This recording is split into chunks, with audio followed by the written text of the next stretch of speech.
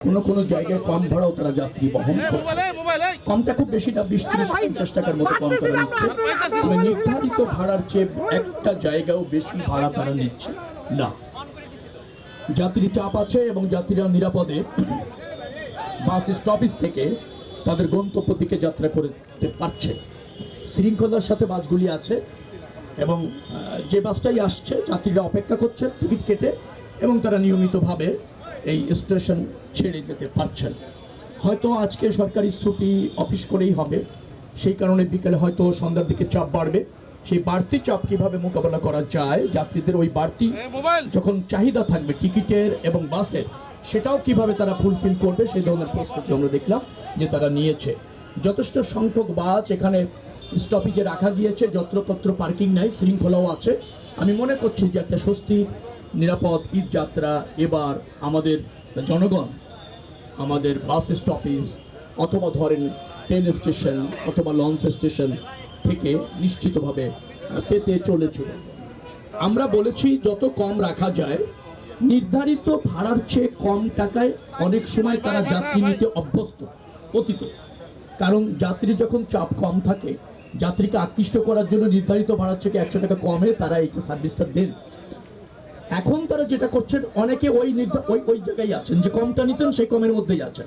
ধরেন নির্ধারিত ভাড়া 700 টাকা, তারা 600 টাকায় প্যাসেঞ্জার নিতেন, এখন 600 টাকায় নিচ্ছেন। অনেকে 700 টাকা নির্ধারণ ভাড়া হয়তো 700 নিচ্ছেন, কেউ আবার 20 টাকা কম নিয়ে 680 দিচ্ছেন।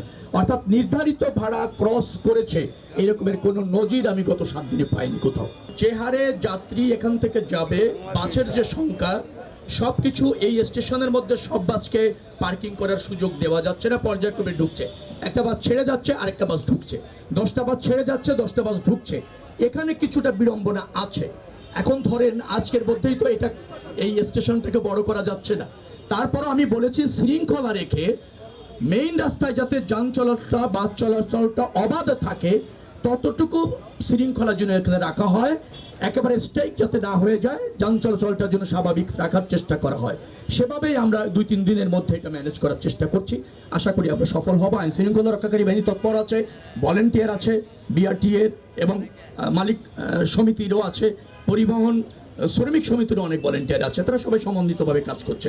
কোনো ব্যত্যয়, কোনো ধরেন অসন্তোষ বা সমন্বয়হীনতা এটা আমি দেখিনি।